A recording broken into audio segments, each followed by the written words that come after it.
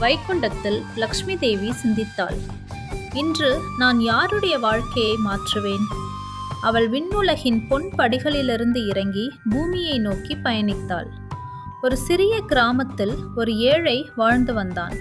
அவனிடம் இருந்த சொற்ப உணவையும் பசியுடன் இருப்பவர்களுடன் பகிர்ந்து கொள்வான். அதே நேரத்தில் ஒரு நகரத்தில் ஒரு செல்வந்தன் வாழ்ந்து வந்தான். அவன் தன் பணத்தை எண்ணுவதைத் தவிர வேறு எதை பற்றியும் கவலைப்படவில்லை. தன்னிடம் உதவி நாடியவர்களை அவன் பொருட்படுத்தவில்லை. லக்ஷ்மி தேவி அவர்களின் வீடுகளை பார்க்கவில்லை, மாறாக அவர்களின் இதயங்களை பார்த்தாள்.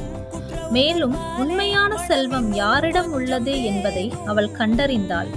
அவள் அந்த ஏழை மனிதனுக்கு தன் ஆசீர்வாதங்களை வழங்கினாள். அவனுடைய வாழ்க்கை மாறியது.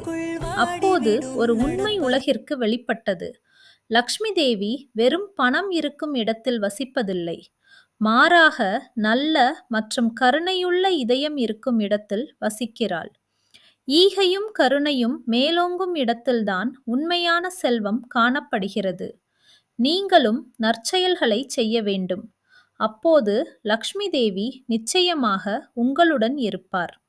ஸ்ரீ மகாலட்சுமியின் அருள் உங்கள் அனைவர் மீதும் பொழியட்டும்.